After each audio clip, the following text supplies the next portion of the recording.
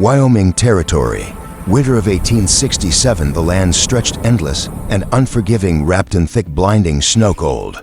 Wasn't just a feeling here, it was something that got inside a person, worked its way into their bones, slowed them down until they simply stopped. Margaret Turner knew this and knew it in the ache of her limbs, in the way her breath came shallow and thin, barely misting in the freezing air. She knew it in the weight of her daughter. Lily Ho had grown to quiet in her arms, to still. That was the part that terrified her the most. The little girl had cried at first, her tiny sobs breaking against the wine, but now there was nothing but silence. Margaret adjusted her grip, pulling Lily closer against her chest, whispering, "We're almost their sweetheart." But even she didn't know if that was true. The world around them had become nothing but white of sky and the ground blending into one. There was no road, no sign of life. Only the relentless push of the wind and the sting of snow cutting against her face. Had been walking for hours, maybe longer. Her legs burned, but she kept moving, because stopping meant the end. Thought of her husband, of the home she had lost.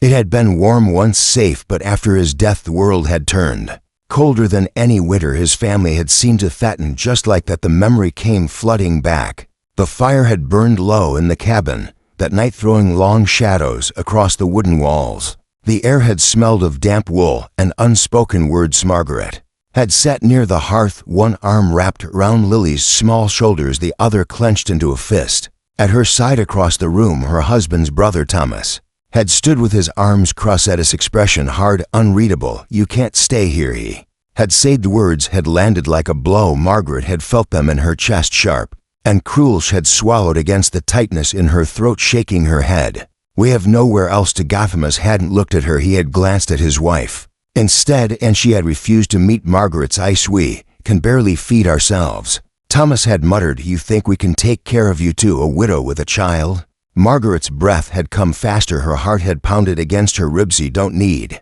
much, just a roof over Lily's head. I'll work, I'll do whatever you ask." Thomas had exhaled through his nose, the sound like a heavy door closing. "I'm sorry," he had said, though there had been no real apology in it, "but we're not your family, Margaret, not anymore." Lily had pressed herself closer to Margaret's side, her small fingers clutching the fabric of her mother's dress. "Please," Margaret had whispered, "she's just a child." The silence had stretched too long. Then finally Thomas had turned away. The meaning had been clear. There was no place for them here. Margaret had risen slowly, her limbs stiff with cold and shock. Her breath had felt to thin the walls of the cabin, pressing, and she had bent down, gathered Lily in her arms, and walked to the door. No one had stopped Heron when she had stepped out into the night. The door had closed behind her without a word. The sound of the bolt sliding into place had been the loudest thing in the world. Margaret blinked hard, pushing the memory away. The wind howled around her, biting at her exposed skin. That door had closed, but she was still walking, still moving forward. She had no choice then.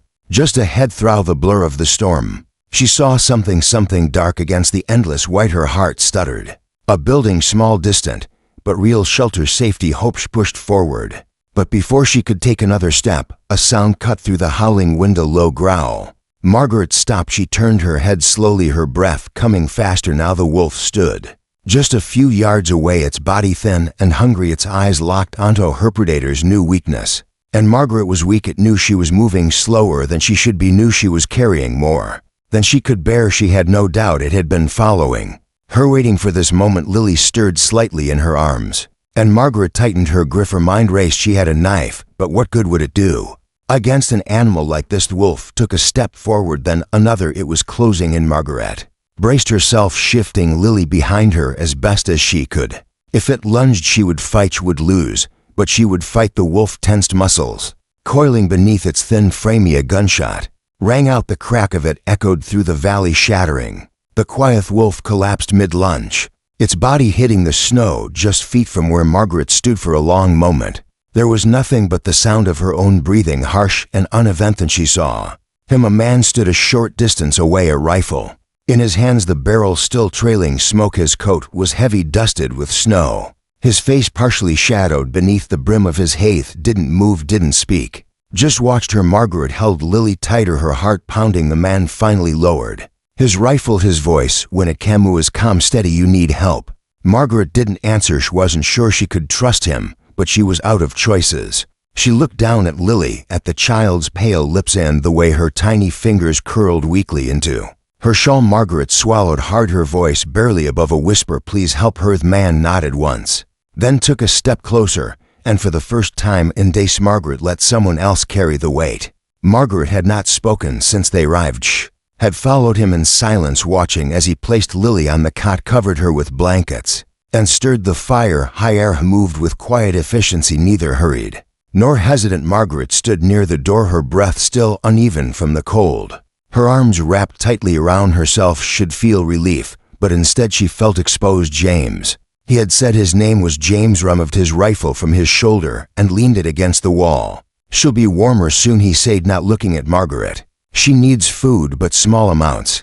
If she eats too fast it'll make her sick." Margaret only nodded. James stepped away from the cot and reached for a pot hanging near the hearth. The scent of broth, faint but warm, drifted into the air as he poured some into a wooden bowl. He carried it to the table and set it down. "It ain't much," he said, his voice even, "but it'll help." Margaret hesitated. She should refuse. He had already done enough.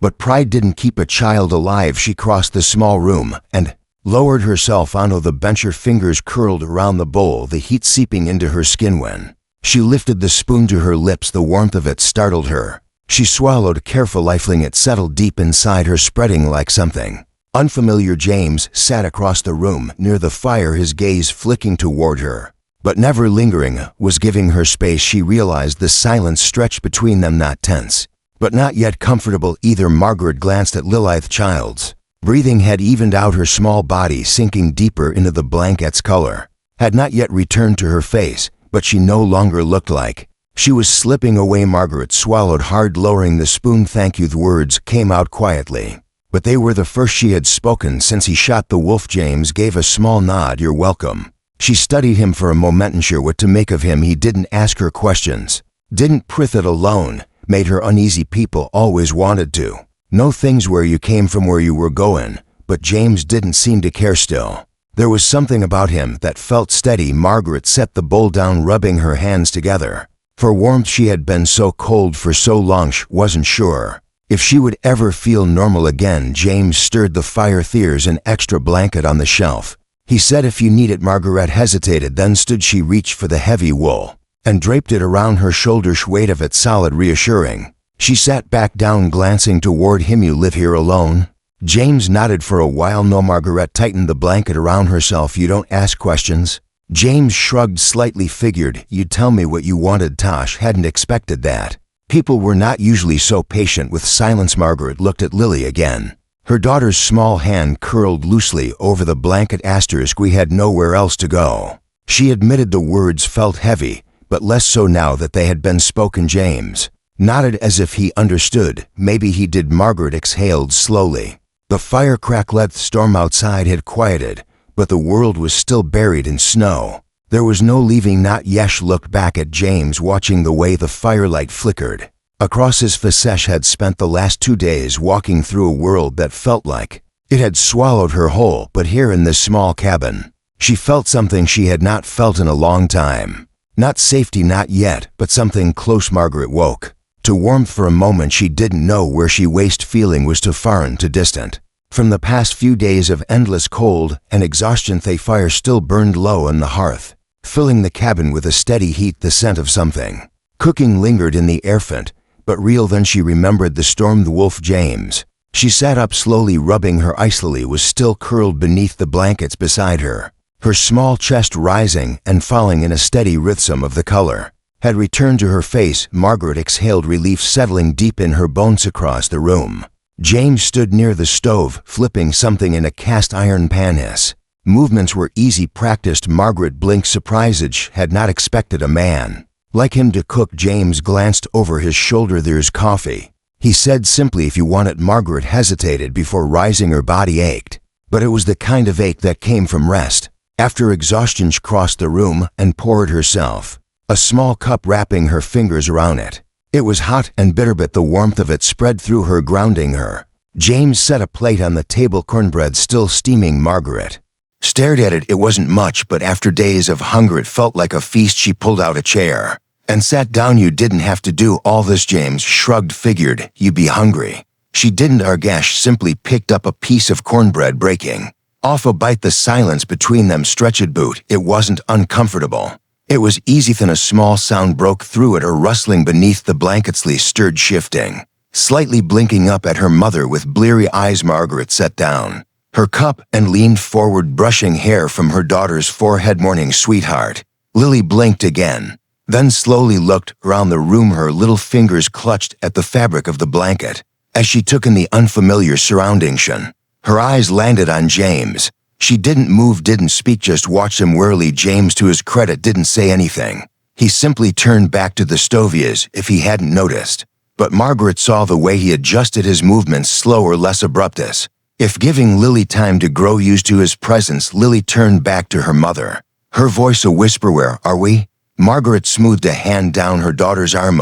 Man helped us, she said. We're safe here. Lily hesitated before whispering, whoa, is he? James didn't look over, but Margaret saw the faintest hint of a smirk at the corner of his mouth. He had heard. She glanced at him before answering his name. Is James? Lily didn't reply. She only curled in closer against her mother's side, her small fingers still gripping the blanket. Margaret understood her daughter had always been quiet, cautious, and after what they had been through, trust wouldn't come easily. James set another plate on the table, this time with a smaller portion. He didn't say anything, just placed it there before returning to his seat near the fire. Lily peeked at the food, then at him. Her stomach must have won the battle against her fear, because after a moment, she sat up, slightly lifting the plate onto her lap. Margaret watched as her daughter picked at the cornbread, taking careful bites. James didn't acknowledge it. He simply reached for a knife and a block of wood, settling into his chair as if nothing had changed. But Margaret knew better. Trust was built in small steps, and Lily had just taken the first one. Later that day, the cabin had grown warmer with fire, keeping the worst of the cold at bay. James sat in his usual chair, whittling away at a small block of wood. His hands were steady, precise, as he carved away the rough edge. Margaret was mending a tear in Lily's dress when she noticed her daughter watching him. Lily sat curled up in the cloth blanket wrapped around her shoulders, her small fingers gripping the edge of the fabric. She wasn't afraid anymore, just curious. Margaret didn't say anything. She let it be. James, for his part, acted as if he hadn't noticed. He'd kept working the soft scrape of the knife against wood, the only sound in the room. After a while, he glanced up. You ever seen a sparrow up close? Lily blinked, caught off guard by the question. She hesitated before shaking her head. James nodded toward the small carving in his hands. They don't leave in winter, said. Most birds do, but sparrows stay. Lily didn't say anything, but Margaret saw her shift slightly, her attention fully on him. No. James held up the wooden carving. It was a small bird, wings closely folded against its body. Turned it over in his hands, studying his work. Then, without a word, he set it on the edge off the table and went back to carving. Lily's eyes lingered on it. Margaret watched as her daughter hesitated, then slowly, carefully slid off the cover. Bare feet barely made a sound against the wooden floor.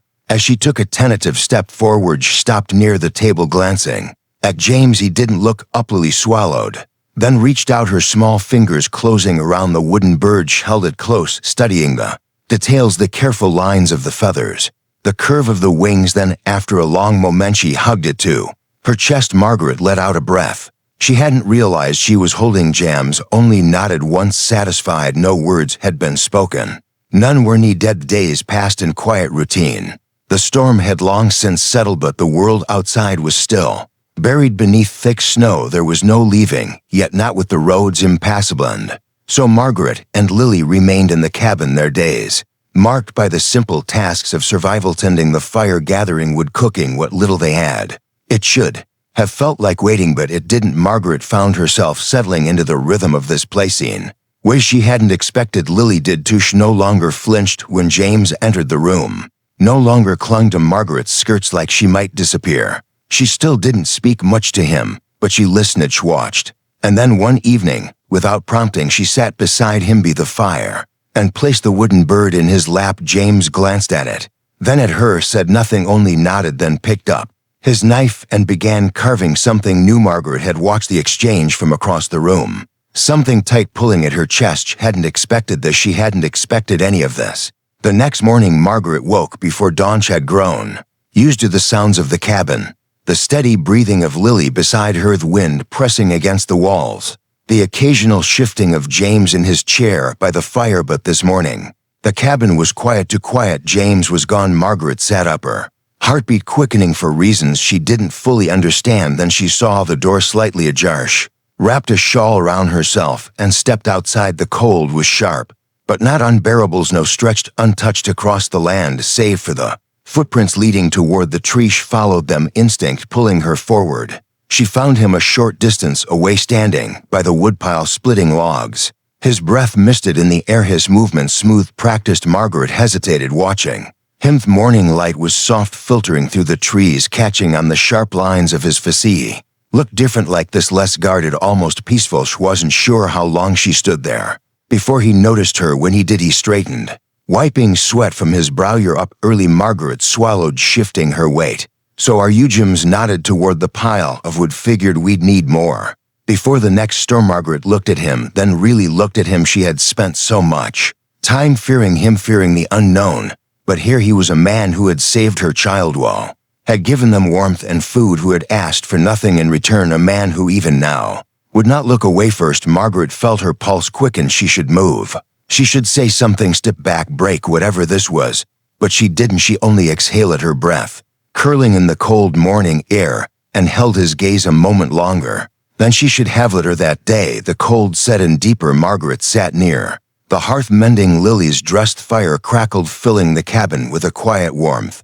James sat across from her, sharpening his knife. The rhythm of it had become familiar. Lily sat on the floor, humming softly, her wooden bird clutched in her hands. She no longer hesitated in James's presence. In fact, she barely seemed to notice the distance that had once been there at all. Margaret stole a glance at Jamesh, was focused on his task, his brow slightly furrowed, the firelight catching against the sharp edges of his physique. Had kind hands, she realized, rough, worn, but careful. She lowered her gaze, quickly pressing her lips together. This was dangerous, not him, not the way he moved through the world. Steady and quiet, the way he spoke without demand, the way he had given her and Lily a place to breathe. No, the dangerous part was how she felt when she looked at him. She tugged the thread in her hand too hard, and it snapped. She let out a soft sigh, reaching for another, but before she could, James was there. He had crossed the room without her noticing, crouching beside her, his hand covered hers.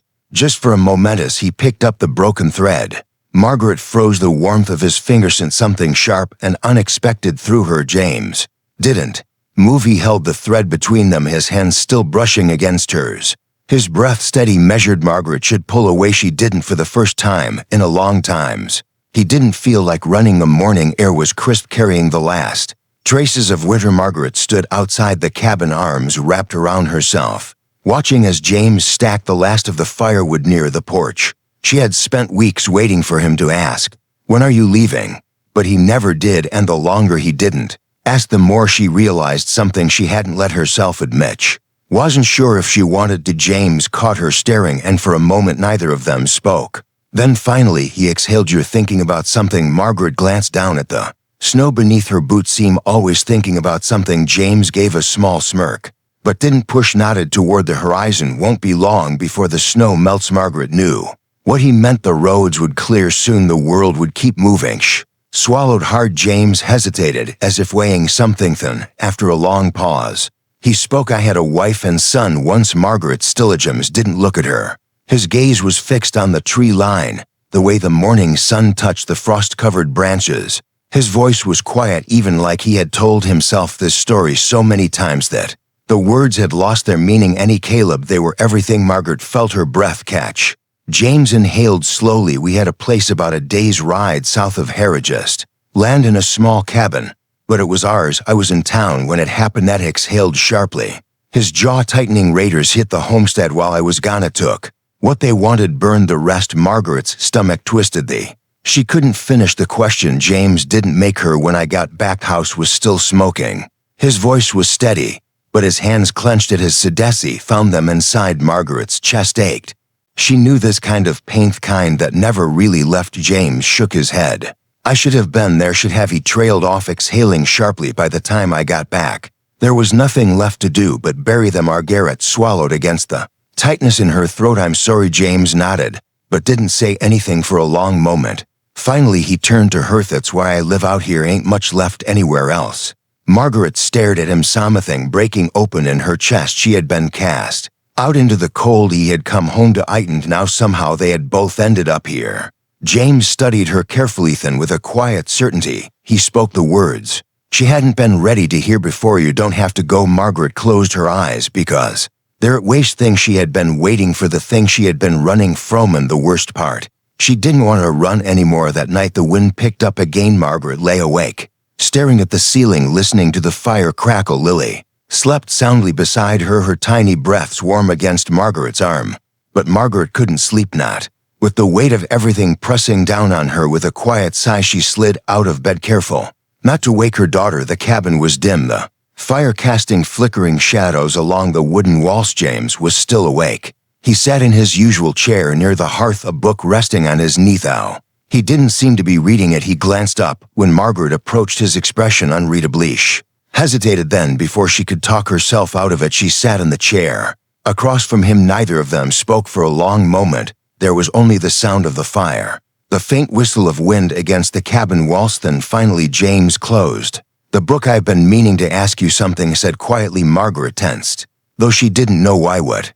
James hesitated, then met her gaze. You ever think about what comes next? Margaret's fingers tightened around the blanket draped over her shoulder. She had been waiting for him to ask, and yet now that the moment was here, she had no idea how to answer. James leaned forward slightly, resting his forearms on his knee. She wasn't pushing, wasn't demanding. He was just waiting for her to say the thing she had been too afraid to admit to herself. Margaret swallowed hard. I don't know, she whispered. James nodded as if that was answer enough. And maybe it was because for the first time in weeks she didn't tell her what she should do. He didn't offer solutions, didn't remind her that the roads would soon be clear. Just sat there watching her, letting her sit in the silence of her own uncertainty, and that somehow was worse, because it meant the decision had always been hers, and maybe, just maybe, that terrified her most of all. Margaret didn't know why she did it. Maybe it was the firelight, the way it softened the sharp edges of the cabin, the way it made everything feel safer than it really was. Or maybe it was the exhaustion, the weeks of running, of never having a place to belong, off always waiting for the next door to shut in her face. Whatever it was, she spoke before she could stop herself. I was afraid, she admitted, that night when they turned me out. James didn't move, but something in his expression shifted. Margaret exhaled sharply, shaking her head. He thought maybe I deserved it, that maybe I had done something wrong, that if I had just been a little stronger, a little smarter, they would have let me stay. Laughed, but there was no humor in it. But I could have begged on my hands and knees, and it wouldn't have mattered. James was quiet for a long time. Then slowly he leaned back in his chair, his voice steady, calm. You didn't deserve that. Margaret inhaled sharply. The words landed deeper than she expected, wrapping around something raw inside her. She looked at him, really looked at him, and realized something. James wasn't offering comfort. He wasn't saying it because he thought she needed to hear it. He was saying it because it was true. And that was what undid her. Her throat tightened. She looked away, but not before James. So after a long moment, he spoke again, softer this time. You don't have to go. Margaret inhaled sharply, feeling the truth of James's words sink into her bones. For the first time, she allowed herself to believe that she deserved more, that maybe she didn't have to run anymore. James didn't speak again, but his quiet presence filled the room, offering silent reassurance. Margaret let the warmth of that moment linger, realizing suddenly that in this small cabin she'd found something she thought she'd lost forever, hope. The morning came slow and quiet. Margaret woke to the soft glow of early light slipping through the cabin's small window. The fire had burned down to embers, filling the space with a steady warmth. Lily was still asleep, curled beneath the heavy blankets, one small hand resting against the wooden burgeons had carved for her. Margaret sat up, carefully watching her daughter's peaceful visage. Had spent so many nights afraid of what was next, of where they would goof, whether Lily would make it through another storm. But now, as she listened to the steady rhythm of her child's breathing, something else settled in her chest, not fear, something quieter, something like peace. She pulled the blanket around her shoulders and stood. The cabin was still, but she wasn't alone. James was outside. She could see him through the window, stacking the last of the firewood. Margaret hesitated. She had spent weeks preparing for the moment she would leave, but now, standing there watching him, she realized she wasn't preparing anymore. She was deciding. James didn't look up right away when she stepped outside. The cold nipped at her skin, but she barely felt it, not with the weight of what she was about to say pressing heavy in her chest. He placed another log onto the pile, brushing snow from his gloves. Then finally, he turned. Margaret met his gaze for the first time. She didn't look away. James studied her, quiet, waiting. Margaret swallowed. She wasn't good at this, saying things that mattered, speaking feelings out loud when they had spent so long buried deep inside her. But she forced herself to try. Don't want to go. James didn't react at first, didn't speak. Then slowly he exhaled. The tension in his shoulders eased just slightly. Margaret pressed on, her voice softer now. I don't know what staying looks like. I don't know if I'll ever get it right, but I'm tired of running. And Lilish needs a place, a real place, not just another stop along the way. She swallowed hard.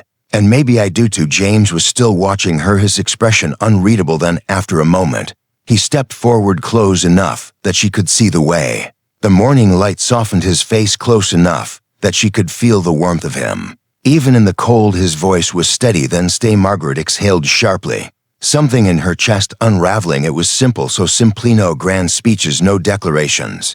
Just an offering, and for the first time in a long time she took it. That evening, the cabin felt different, not physically. The walls were the same, fire still burned in the hearth. The shadows still flickered in the same place, but Margaret felt the shift in her bones. She sat at the table watching. Lilio was curled up beside James, her small fingers resting against his sleeve as she drifted in and out of sleep. James didn't move, didn't shift away or make space. He simply sat there, letting the weight of a sleeping child settle against him. Margaret's throat tightened. She had spent years waiting for doors to close, for people to tell her she wasn't wanted, that there was no place for her. But tonight, in this small cabin with the fire burning and the snow settled thick outside, she didn't feel like she was waiting anymore. She felt like she had arrived. She reached for her cup of coffee, but before she could take a sip, James spoke, his voice quiet but sure. You ever seen a sparrow up close? Margaret blinked, caught off guard by the question. James nodded toward the wooden carving. Lily still clutched in her hand. They don't leave in winter, said. Most birds do, but sparrows stay. Margaret swallowed, looking down at her own handchin carefully. She reached across the table, resting her fingers lightly over his, not tightly, not desperately, just enough. James stilled for a moment, then slowly turned his hand beneath hers, curling his fingers around her. Oh, no more waiting, no more running. She was staying, and that was enough.